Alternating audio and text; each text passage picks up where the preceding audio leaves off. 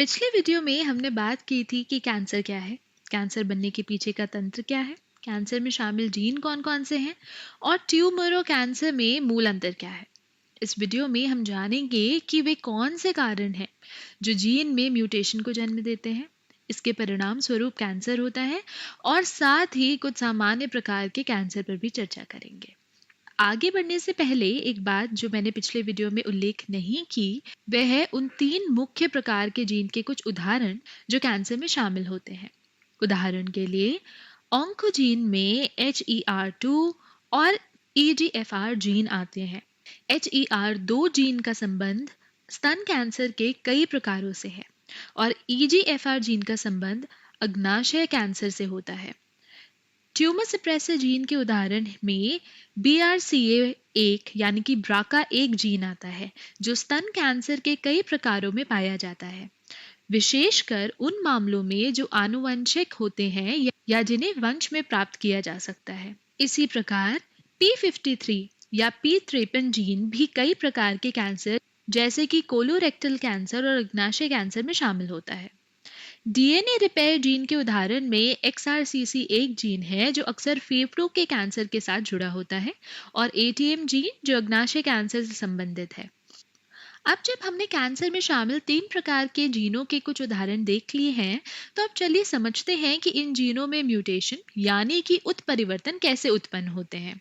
किसी भी प्रकार का पदार्थ जो डीएनए में म्यूटेशन यानी कि उत्परिवर्तन पैदा कर सकता है, उसे कैंसरजन या म्यूटाजन कहा जा सकता है। ये मुख्यतः 3 प्रकार के होते हैं: भौतिक, रासायनिक और जैविक कैंसरजन। भौतिक कैंसरजन जैसे कि पराबैंगनी किरणें, एक्स किरणें और गामा किरणें। पराबैंगनी किरणें सूर्य से, एक्सरे मशीन से और गामा किरणें रेडियोधर्मी पदार्थों से आती हैं।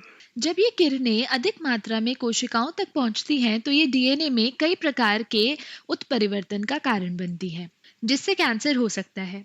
रासायनिक कैंसरजन किसी भी प्रकार के रासायनिक पदार्थ होते हैं जो डीएनए को क्षति पहुंचा सकते हैं, जैसे कि अधः, निकोटीन, भारी धातु तत्व और विषाक्त पदार्थ। उदाहरण के लिए छत पर पाए जाने वाला अधः सिगरेट में निकोटीन, आर्सेनिक और लेड जैसी भारी धातुएं, कुछ कवकों द्वारा स्रावित विषाक्त पदार्थ।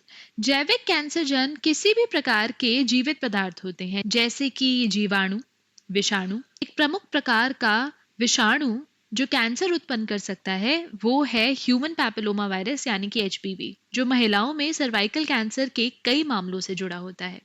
सौभाग्य से HPV संक्रमण को रोकने के लिए एक टीका भी उपलब्ध है जो इस प्रकार के कैंसर की रोकथाम में मदद करता है। अब अगर हम देखें कि ये उत्परिवर्तन किस प्रकार के कैंसर उत्पन्न करते हैं, तो पराबैंगनी किरणें अक्सर त्वचा कैंसर का कारण बनती हैं, जिसे मेलानोमा कहा जाता है। अधः और निकोटीन मुख्यतः फेफड़ों पर प्रभाव डालते हैं।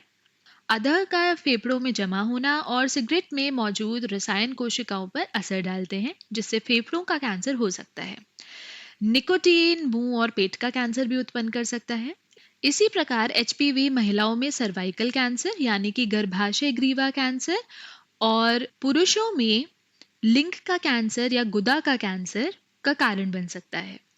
लेकिन ध्यान रखें कि इनका मामूली मात्रा में संपर्क कैंसर का कारण नहीं बनता। जब इनका संपर्क अधिक मात्रा में और लंबे समय तक होता है, तभी ये उत्परिवर्तन का कारण बन सकते हैं। लेकिन ऐसे लोग जो नियमित रूप से सनस्क्रीन का उपयोग करते हैं, धूम्रपान नहीं करते, भारी धातुओं या विषाक्त पदार्थों से दूर भी रहते हैं या HPV से संक्रमित नहीं होते, उनमें भी कभी-कभी कैंसर हो जाता है। ऐसा क्यों है? ऐसा इसलिए क्योंकि कुछ डीएनए उत्परिवर्तन बिल्कुल यादृच्छिक होते हैं। कैंसर के कई मामलों में हमारे पास किसी स्पष्ट कारण की जानकारी नहीं होती, क्योंकि ये उत्परिवर्तन कोशिकाओं में स्वतः स्फूर्त तरीके से होते हैं और इकट्ठा होते हैं, जिससे कैंसर उत्पन्न होता है। अब जब हमने ये समझ लिया है कि वे कौन से कारण हैं जो कैंसर को जन्म देने वाले उत्परिवर्तन का कारण बनते हैं, तो चलिए कुछ सामान्य प्रकार के कैंसर के उदाहरणों पर नजर डालते हैं। कैंसर का वर्गीकरण उस स्थान के आधार पर किया जाता है जहां ये उत्पन्न हुआ था या जिस प्रकार की कोशिका से ये उत्पन्न हुआ है। उदाहरण के लिए अगर कैंसर किसी उपकला कोशिका से उत्पन्न होता है तो उसे कार्सिनोमा कहते हैं। कार्सिनोमा के उदाहरण है मेलानोमा, स्तन, फेफड़े, यकृत, गुर्दे, अग्नाशय और प्रोस्टेट का कैंसर। यदि ये कैंसर उन उपकला कोशिकाओं से उत्पन्न होता है तो इन अंगों की परत बनाते हैं, तो उससे कार्सिनोमा कहा जाता है। लिम्फोमा और ल्यूकीमिया रक्त कैंसर होते हैं। लिम्फोमा लिम्फोइड प्रणाली में उत्पन्न होते हैं। उसके उदाहरण है नॉन हॉजकिंस और हॉजकिंस लिम्फोमा।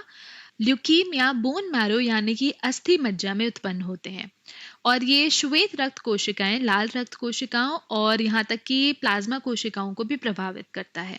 अगर प्लाज्मा कोशिकाएं कैंसरग्रस्त हो जाती हैं तो इसे माइलोमा कहते हैं। सार्कोमा वे कैंसर है जो हड्डी, संयोजी ऊतक, मांसपेशी और वसा ऊतक में उत्पन्न होते हैं। ऑस्टियोसार्कोमा एक बहुत ही सामान्य प्रकार का हड्डी का कैंसर है जो बहुत ही घातक होता है। कई बार हड्डी का प्रभावित भाग काटना पड़ सकता है। इसी प्रकार मायोमा मांसपेशियों का कैंसर होता है।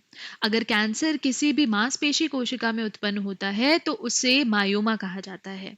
इस प्रकार हम इस वीडियो श्रृंखला का समापन करते हैं, जिसमें हमने कैंसर, उसका तंत्र, इसमें शामिल जीन, कैंसर के कारणों, कैंसर जन के प्रकार और कुछ सामान्य प्रकार के कैंसर पर चर्चा की।